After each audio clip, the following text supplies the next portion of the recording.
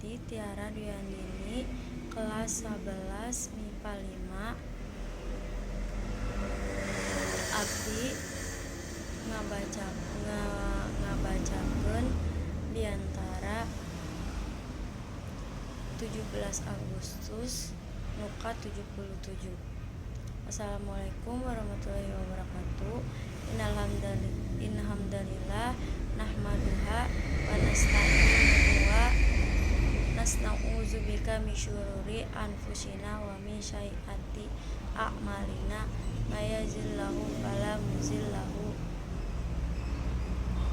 dayallah. Langkung ti payun puji sinari syukur pasanggakeun ku Gusti nu Maha Suci ku rahmat sareng hidayahna. Urang sadayana tiasa ngaluhuhan sholawat mugia salam tetep ngocor ngagolontor ka panutan Nabi besar Muhammad sallallahu alaihi wasallam. Teu hilap ka kaluarga sobatna sinareng sadayana umat kalebet sadayana amin. Urang tiasa sasarengan mieling hari proklamasi kemerdekaan Republik Indonesia nuka 77. Kamerdekaan nganyakeun paringatan kana hari proklamasi kemerdekaan. Ieu hartosna urang bangsa Indonesia parantos ngaraoskeun kemerdekaan salami 77 tahun. Para sadarik sadayana pariogi urang ngemut kana peristiwa anu kacida pentingna yen dina tanggal 17 Agustus tahun 1945 pukul 10 waktu Indonesia Barat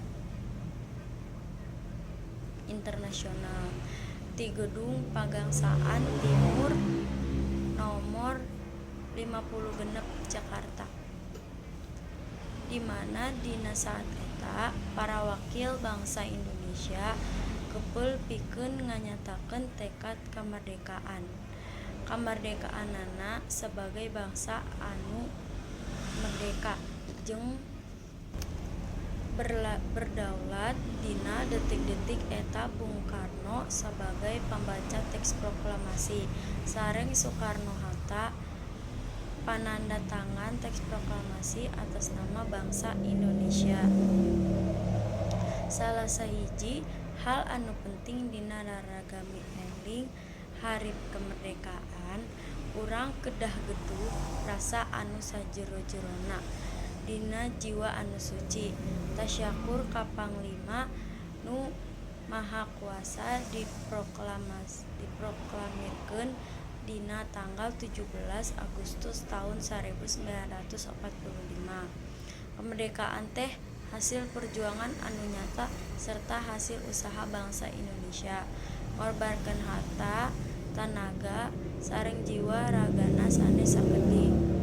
Syukur alhamdulillah dina waktu harita bangsa Indonesia sabilulungan ngahiji teu pandangan bulu pikeun ngarebutkeun lemah cai anu dipicinta Indonesia.